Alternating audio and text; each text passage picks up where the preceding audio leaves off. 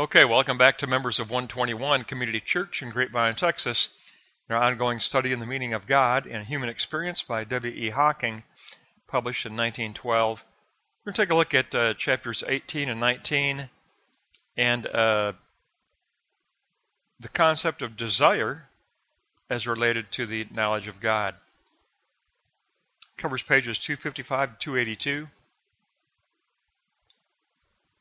Let's begin with block 1 and take a look at knowledge of God and the workings of desire.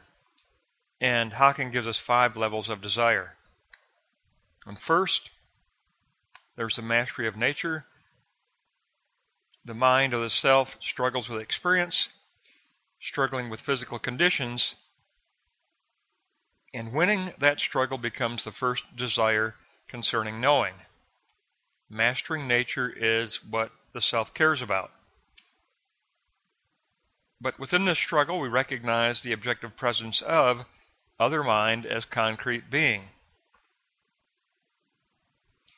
And so next we pursue other mind in union with nature in note 2. We see the other mind in the making of well-known signs, in the process of sign making.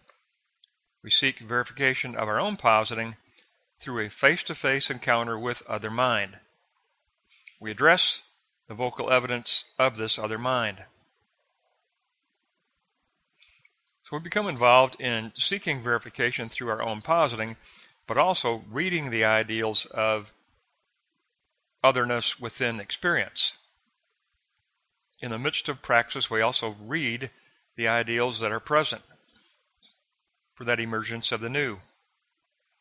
And that leads to the reading of the ideals of other mind for note 3.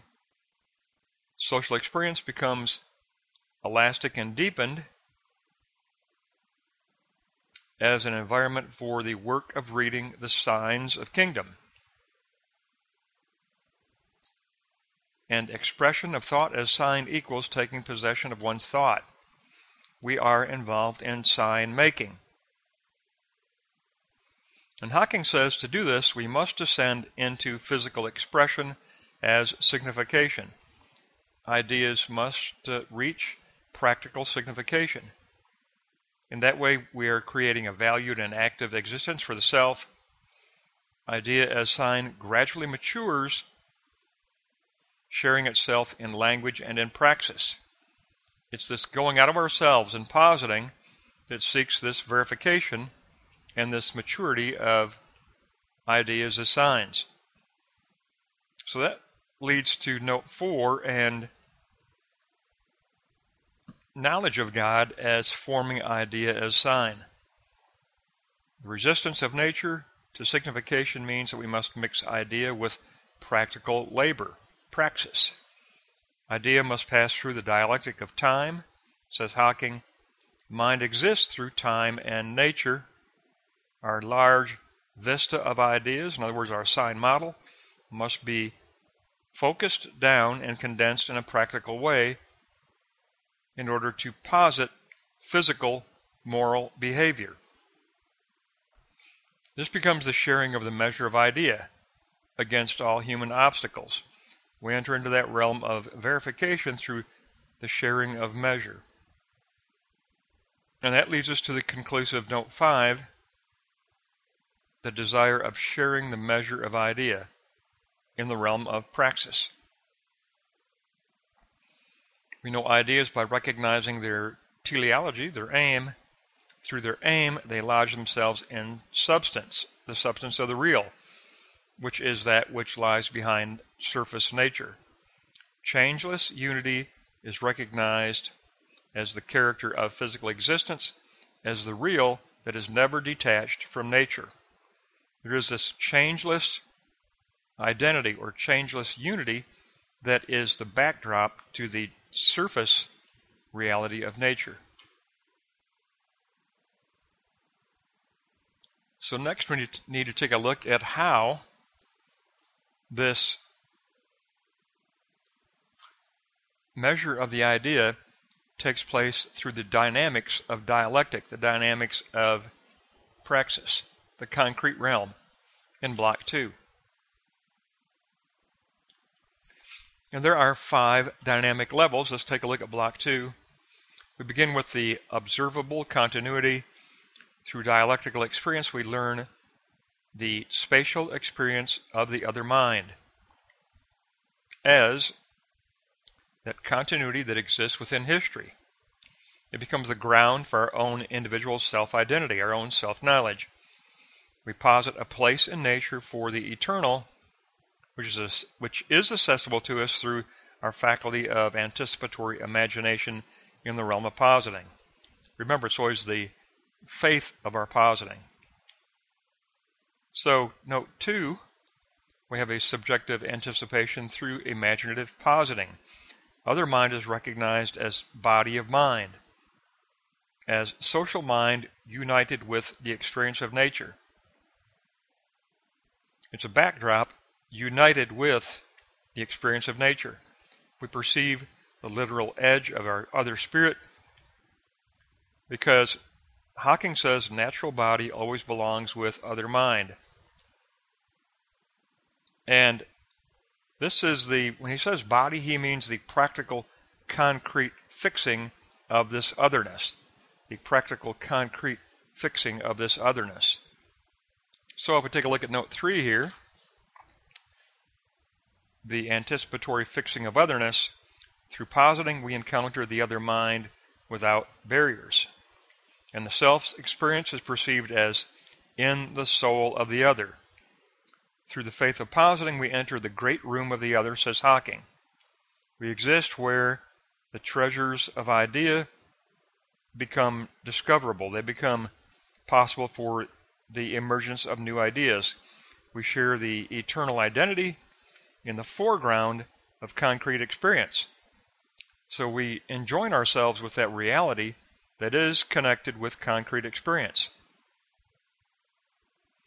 And that leads to note 4, finding the real in the foreground of experience, as interwoven with the foreground of experience. Divine consciousness presents upon us. We are no longer frightened in a false monadism. Foreground becomes mediator of eternal continuity, that continuity of the real. Nature exists as related to the social consciousness of the other. A social consciousness that exists as pledge. And we're going to take a look at the conclusive statements concerning this pledge, but it is always a personhood, a social personality existing as pledge. And note 5, a pledge of ongoing ministry or ongoing physical appearance, where we seek the center, the experience of the center, seeking the experience of the real, the centeredness of the real, because other mind exists as substance, as presence in concrete reality, containing a variety of ideas, and always representing an opposition we see is the dialectic of pugnacity, fighting the good fight to bring the real into focus, fighting the good fight to bring the posited faith of idea, sign, model, into a conjunction with the physical presence of idea in external reality, to bring about that conjunction which becomes the birth of new ideas. So this dynamic leads us to block 3, and that seeking of the experience of the center, that centeredness of the real. We begin with the concept of other knower. Knowledge of other knower is knowing the true of nature. The undertone of nature's presence never deserts us, says Hocking, that undertone of the real, because it is joined in conjunction with our own awareness of self in our state of mind. So the undertone of the real in externality is formed in conjunction with the state of mind in the self. We are bound up with the continuity of the real of nature. We are bound up in this continuity, in this conjunction, in this continuity. So note 2, the continuity of the real. This continuity underlies all social experience. Any idea is always situated in space as a spatial energy. It's an energy It's a dunamis potentiality moving toward energia actuality. Remember, it's always a dunamis potentiality moving toward an energia actuality. It's a spatial energy. And it's situated within a field of space and force, which exists together with the self's own space, the self's own state of mind. So we take a look at this concept of substance. We look at this concept of substance. And Hocking tells us that substance is our ultimate object. And individual continuity never loses social reference. Nature and other mind are always interlocked. All concrete objects are seared with relationship and contain joint ownership and are always shareable. Always shareable. Always situated within that other mindness and in conjunction with our own internal state of mind. So if we take a look at note 4, this shareable existence, it exists because everything exists within other mind. And he gives us the axiom, in order that any two beings should establish communication, they must already have something in common. We approach each other through the common field of space and energy. It's the region for the measure of idea. It implies an already deeper presence of the real. An already deeper presence of the real in external reality. So that brings us to Block 3, Note 5, and this ongoing deeper presence. Social experience is either always present or never present. Hocking says the point of view of social experience is an absolute necessity. It's the only way we can judge idea, by bringing the self into presence of other mind, within concrete reality.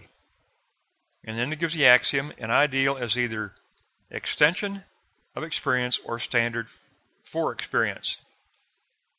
Imagination through positing combines